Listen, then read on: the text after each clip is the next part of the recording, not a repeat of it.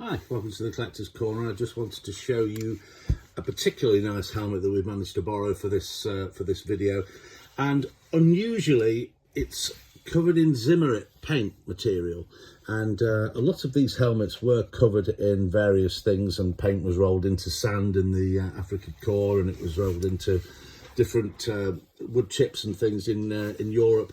But when you see this really thick, heavy, gloopy paint like this, it's very often Zimmerit paint, and it was just available. It was a gloopy substance, and I don't know what Zimmerit was made of, but I know that it was applied to tanks and things, and we very often see this very heavy application of this onto the helmet.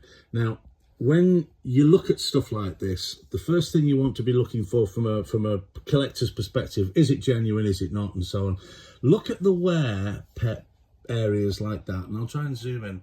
There's a consistent level of wear into where the damage has been done to the coating, and if you look at it, it's always completely consistent throughout. So that level of wear means that it was scratched off at the time. It's had lots of sun, rain, drying, being left in the damp, etc, over so many years that has got a lovely patina. It's not a modern rust colour, and there's no white metal or bright metal in there at all.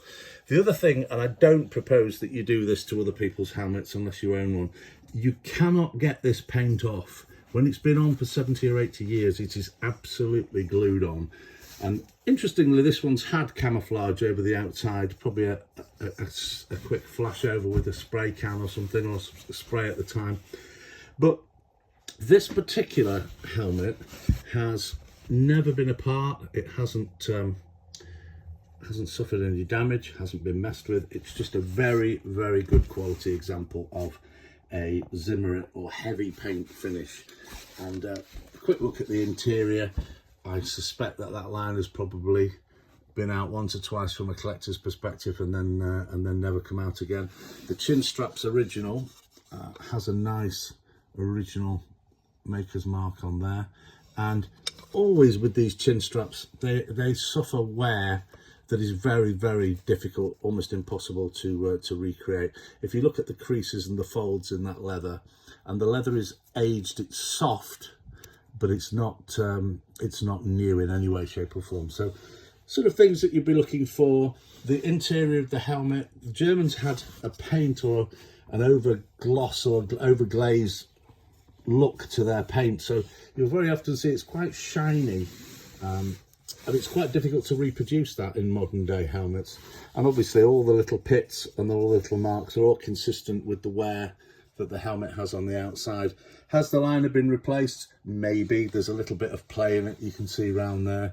It may have been replaced at one time, it's hard to say, but the liner's original. It's just a well oiled, and it probably needs a bit of oil now, but it's a well dried original example. So helmets like this are hard to tell if they're genuine or not, and we appreciate that as collectors and dealers in this stuff. It's very difficult to tell, but just get a feel for how the helmet looks. You know, is the rust consistent around here? Is the rust consistent where it goes through to the metal? Is it bright red? Because a lot of chemical agents will make it red or very dark. And you're just looking for consistency in the paintwork. And as I say, I'm not going to try and do it, but you won't be able to pick that off very easily. Modern paint will flick off and chip off very, very quickly and very, very easily. Anyway, I just wanted to show you that. We were very kindly loaned that to be able to show you on a video. And I hope you've enjoyed that. And we've got some more interesting helmets coming soon. Thanks for watching.